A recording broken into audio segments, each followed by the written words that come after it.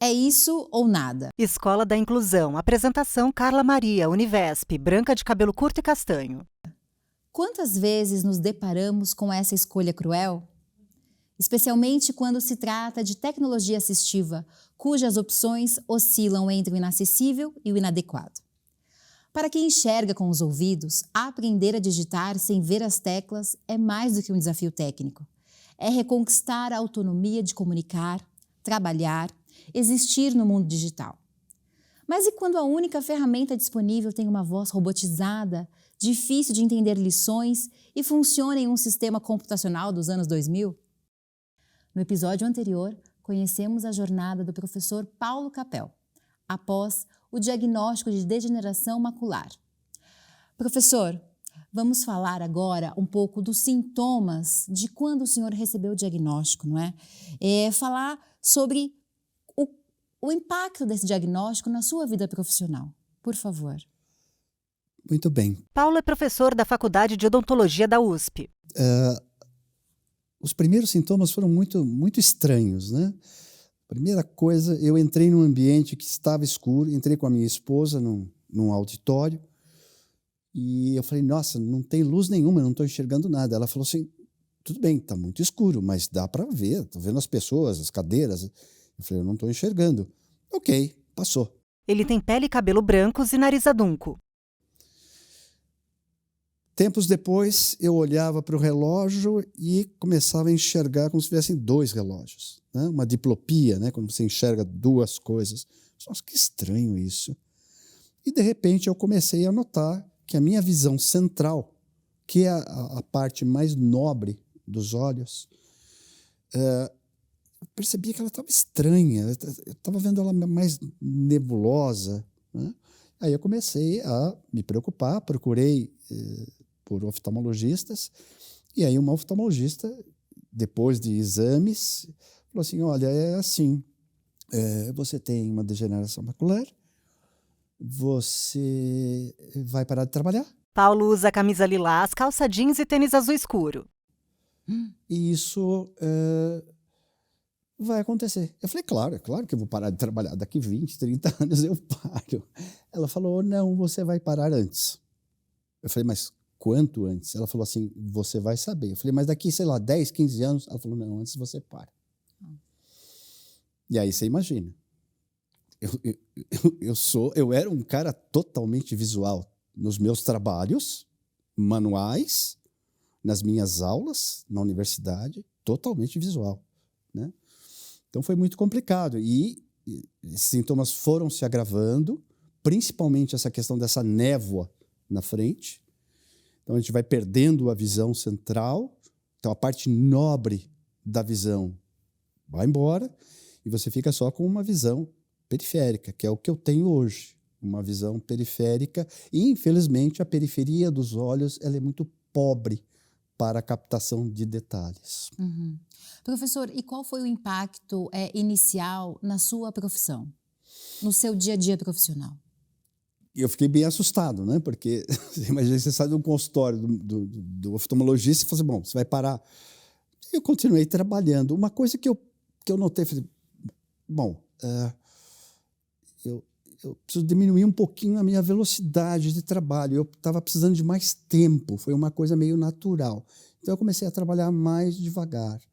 Aí a primeira vez que eu perdi um detalhe, eu falei, opa, aqui não dá mais. Por respeito ao ser humano que está sentado na minha cadeira, eu tenho que parar, né? Então, assim, o fiz.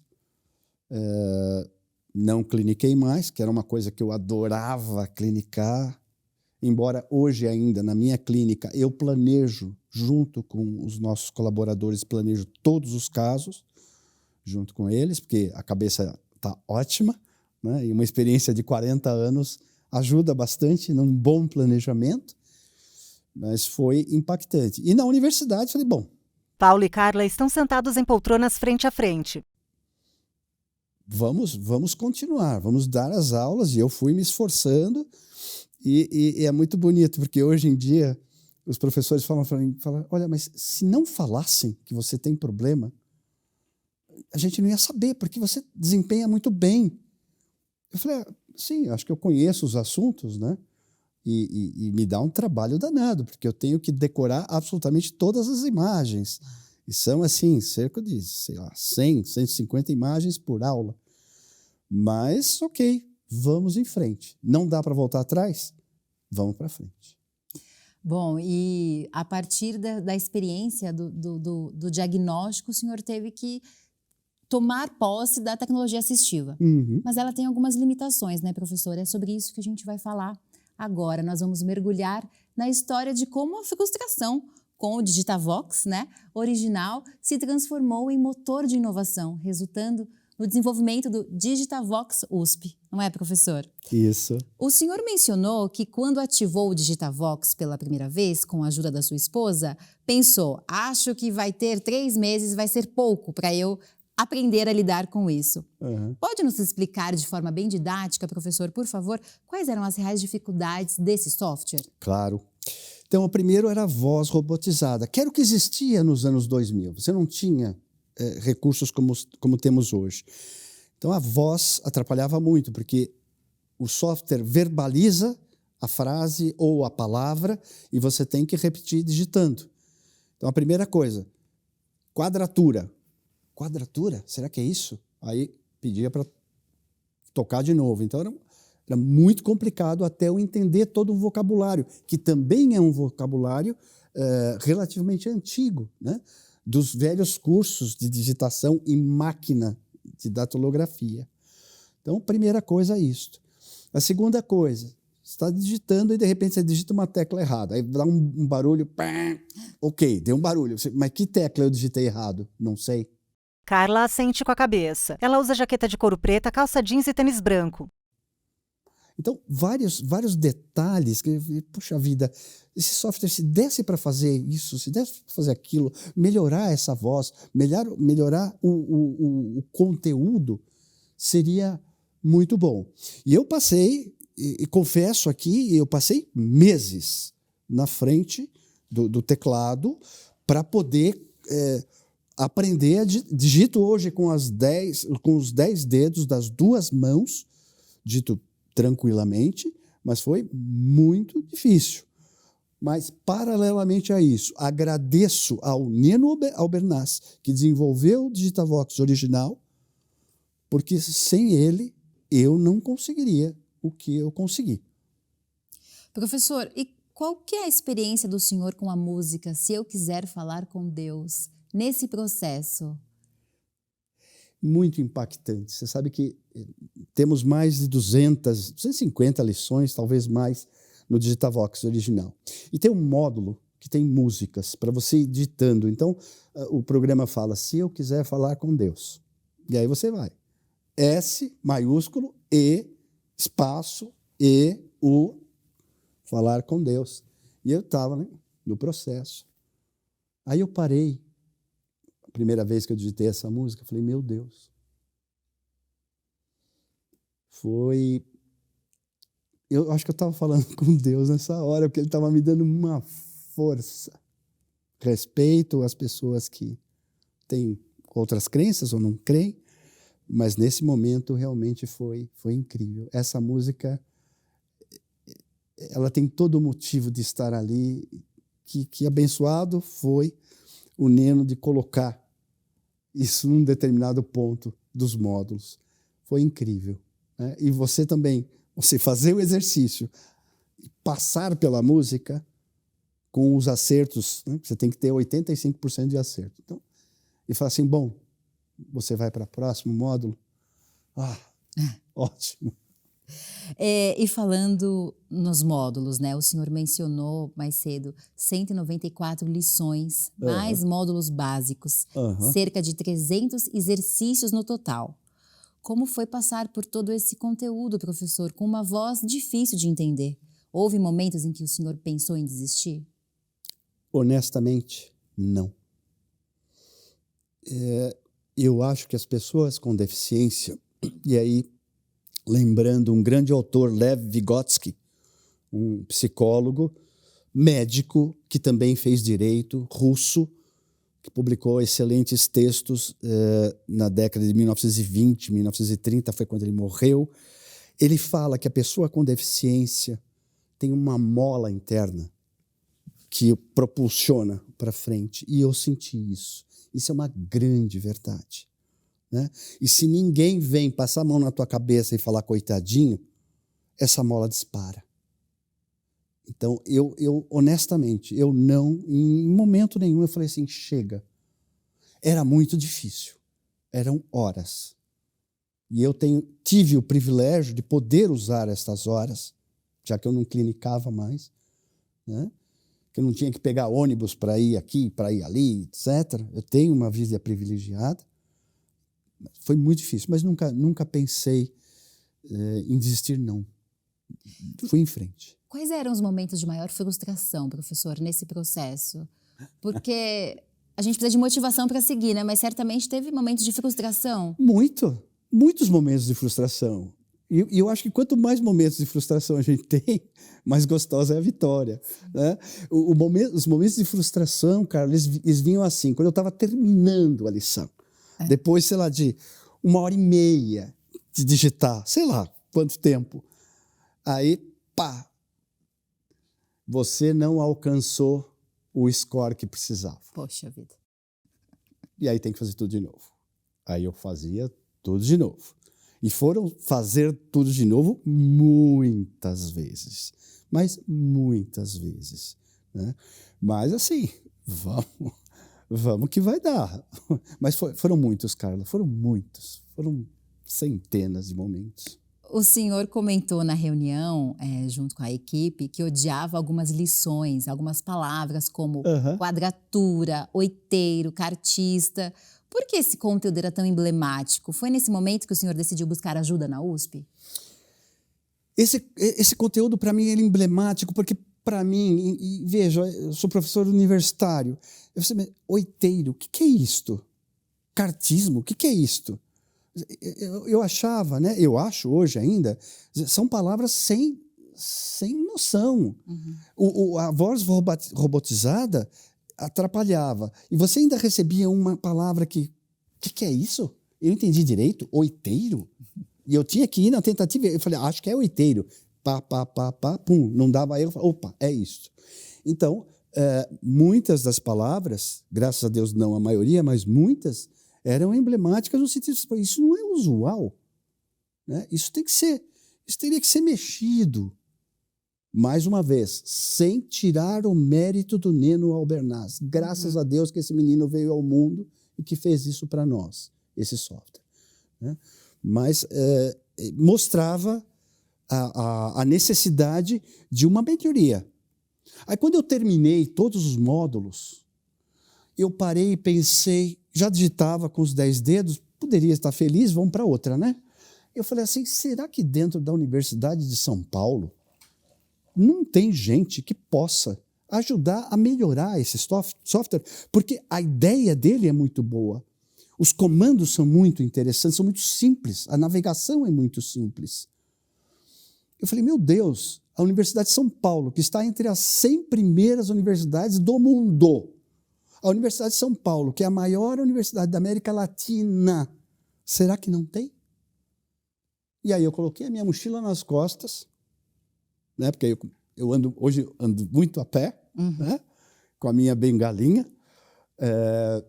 e comecei a visitar alguns institutos.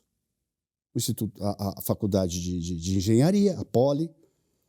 E aí caiu, assim, como uma luva, eu ter o contato, ser apresentado a uma grande pessoa, o professor João Eduardo Ferreira, superintendente da Superintendência de Tecnologia de Informação da USP, que gera todos os sistemas informatizados, e que ele falou assim, eu vou te ajudar. Eu vou te ajudar. E essa é uma coincidência ou uma... Eu acho que isso não é uma coincidência. Na minha vida, depois que eu comecei com esse problema de visão, Começou muita coincidência, muita coincidência, muita coincidência. Por exemplo, além de eu conhecer, coincidentemente, o professor João Eduardo, e isso é de domínio público, o filho do professor João Eduardo Ferreira, o professor Jeff, é uma pessoa com baixa visão. Um menino fantástico, que, aliás, hoje está sendo empossado como promotor no estado de São Paulo. Olha que importante. Né? Então, veja, não é uma coincidência, isso é uma deusidência. Deusidência. E tem várias deusidências que vão acontecendo. Olha, eu passaria horas com você comentando das deusidências. E eu passaria horas ouvindo. Mas voltando a essa peregrinação do senhor com a sua mochila, me parece que o senhor, além de conhecer o professor João Eduardo, o senhor visitou algumas instituições, né? Sim. O senhor esteve no Lar das Moças Cegas, na Fundação Dorina Novil, na Lara Mara, a Deva e Instituto Padre Chico de Cegos, né? O que descobriu nessas visitas, professor? Isso, de algum modo, impactou nesse projeto do senhor em relação ao Digitavox com a USP? Impactou, mas eu quero voltar um pouquinho, Tá. como dizia antigamente, voltar à fita. Tá. Quando eu conversei com o professor Jeff, quando nós tratamos o plano do Digitavox USP, nós, de comum acordo, colocamos que a primeira fase seriam de 6 meses, onde iríamos às instituições que atendem a pessoas com deficiência visual, e nestas instituições nós iríamos ver o que eles usam para ensinar os alunos, como os alunos se viram com as ferramentas que têm e coisas assim. Então, depois desse plano, fui para as instituições, de mochilinha nas costas e vamos embora. Tranquilo, fui muito recebido por todas essas instituições, né? Desde da pessoa que me recebia na portaria até o presidente. Tive a honra, a oportunidade de conhecer o presidente de todas as entidades, conversar com todos os professores de informática dessas instituições, conversar com alunos, e 2 coisas me marcaram muito. Sim. A primeira, mais uma vez, eu sou uma pessoa privilegiada.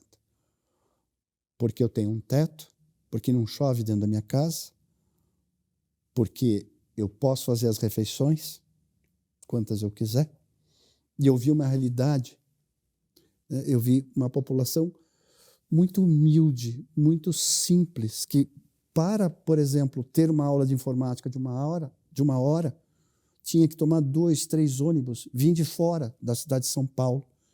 Então, uma realidade assim que me impactou. Crianças de 4, 5 anos aprendendo a andar com uma bengala branca porque eram cegas. Isso foi um grande impacto. E a outra coisa que me impactou. O nosso plano na USP era: vamos fazer um software para PC, para rodar em Windows, um Digitavox USP aprimorado. Uhum. O que nós descobrimos? Que 90% dos atendidos nas instituições não tinham computador em casa. Ou seja, o que nós vamos fazer? Nós vamos fazer um software para atender 10%? Ou vamos parar? Ou vamos tentar uma solução para atingir 100%? E aí, evoluímos. Aí pensou no celular. Carla sorri. Ela segura um iPad. Então, aí nós tivemos uma reunião onde eu relatei centenas de dados para o professor Jeff e para o professor Jun Okamoto, que foi o líder técnico da equipe, um grande mecatrônico da Poly. E eu relatei, falei: olha, gente, tudo bem, só que será que não dava? E aí o meu olhar de leigo, Uhum. né? De dentista, de professor universitário que não conhece nada de informática, de computação, de coisas de computação. Bom, eu falei assim: será, gente, que não dá para a gente desenvolver um aplicativo para celular, onde eu pego esse celular com esse aplicativo, espete um teclado físico simples de R$15, porque a minha ideia era o mais simples, mais barato possível. Será que não dá para espetar? Né? Joguei assim. Aí a equipe falou assim: não sabemos. Mas uma grande característica dessa equipe: nós vamos atrás. E aí foi. Então, aí nós pegamos um celular Android com um sistema operacional super antigo, se não me engano, um Android 9 ou anterior. Por quê? Porque se sabe, através da FGV, a Fundação Getúlio Vargas, mostra para nós que no Brasil nós temos mais celulares do que população, do que pessoas. Loucura. Então, celular todo mundo tem, né? E assim começamos. Então, o senhor propôs algo que os engenheiros acharam desafiador. Criar um aplicativo para Android antigo. Eles não acharam muito desafiador, eles me olharam com assim, acho que com cara de paisagem, sabe, porque eu não os enxergava mais, mas assim, eles sabem que é um pessoal muito zen, né? Não foi aquela coisa, não, isso não dá, isso não é possível, né? Mas realmente foi um desafio, né? Eu senti que nós vamos trabalhar em cima. E era uma equipe muito enxuta, né? Tínhamos o professor Jeff como grande coordenador, o professor Jun na parte técnica e mais 2 estagiários, que depois vieram a ser 3, e com grandes equipamentos e sem verba. Sem verba. Quer dizer, nós vamos fazer pelo coração, né? Nós vamos fazer porque nós somos funcionários públicos da Universidade de São Paulo, né? Por que não? Sim. Né? Aliás, acho que temos obrigação de fazer certas coisas, além do nosso normal. E aí, começou. Aí, 3 meses depois, eu não me lembro exatamente, eles me chamaram para uma reunião. Falei, ok. E aí, como está? A gente quer mostrar uma coisa para você. Eles conseguiram mapear o teclado. Ou seja, quando você apertava uma tecla, no teclado ABNT simples de R$15, o celular falava, verbalizava A, B, C, D, X, Y, Z e assim por diante. Ou seja, para mim, foi um dos maiores momentos meus dentro da USP. Eu estou dentro da USP, se contar o tempo de aluno, há 42 anos. Foi um dos momentos mais emocionantes, né? Eu falei, meu Deus, eles conseguiram. Uau. E aí, vamos em frente, vamos continuando. E nós aqui também vamos em frente com a sua história, professor. A história do professor ilustra perfeitamente como a necessidade pessoal, aliada ao conhecimento técnico e à empatia social, pode transformar limitações em soluções. O Digitavox USP não é apenas uma evolução tecnológica, é uma revolução no acesso. No próximo episódio, acompanharemos o processo de desenvolvimento, os testes com 20 especialistas, os bugs descobertos e superados, até o lançamento oficial que democratizou o acesso à tecnologia assistiva no Brasil. Afinal, quantas inovações nascem quando alguém se recusa a aceitar que é isso ou nada?